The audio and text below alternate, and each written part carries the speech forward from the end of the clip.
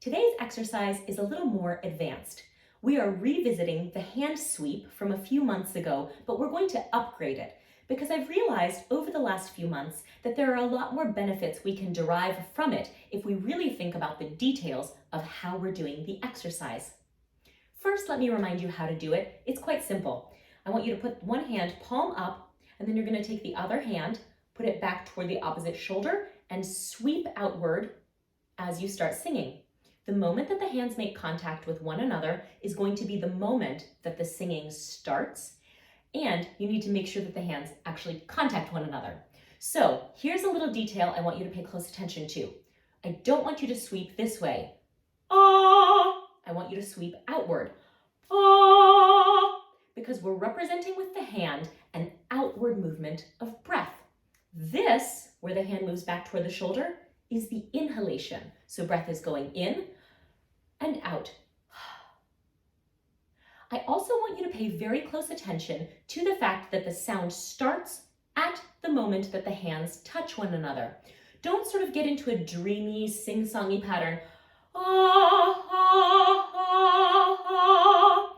We're really training the onset to be rhythmic and organized by having it happen at the exact moment that the hands touch one another. So let's start here. And we're just going to do a series of onsets, moving the hand inward for the inhalation, outward, and then the sound will begin to phonate at the moment that the hands touch. Ready? Ah, ah, ah, ah. Now, something that might prove useful for you and maybe challenging is that if you're a slightly more sophisticated singer and you have a very long checklist of technical things you think you need to do each time you onset, like supporting your breath and releasing your throat and placing your resonance, why don't you try controlling the onset from the hands? This seems very strange, but I want you to imagine that in fact, the touching of the hands is what starts the sound itself. So we're going to really cede control of the sound, give up control in the brain, and actually go manual. Really make the sound with the hands. Get out of your brain for a minute, really get into the body, and we're going to go again. Ready? Ah, ah, ah. It's really challenging for me, but it does help me to have a lot less mental chaos at the moment the sound begins. Now, here's another little upgrade for you. I don't want you to then go on into a sound where the hand is kind of waving back and forth. So a pattern that I believe we've done before would be something like ah, ah, ah. And some of you might be tempted to do something sort of like ah, ah, ah.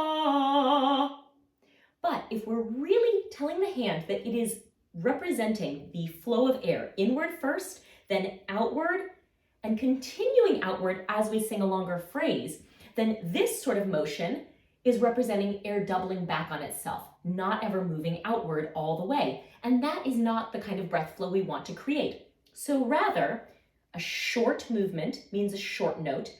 This is an inhalation. And then when we go to sing a more extended phrase, we're going to actually continue the hand moving outward in a longer motion. Try that with me. We'll start here. 2 short ones and then a long scale down. Ready and go. Ah, ah, ah. And here.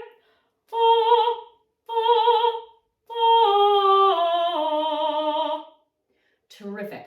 I hope that these upgrades can help you really recruit the power of this exercise to give you those clear onsets that are sort of effortless and have a nice breath flow and are organized in your mind without causing you too much undue mental drama. Thank you so much for watching today. It would be such a help to the channel and to me if you would like this video and subscribe to the channel, and I'll see you next Thursday for another one. Thanks for practicing.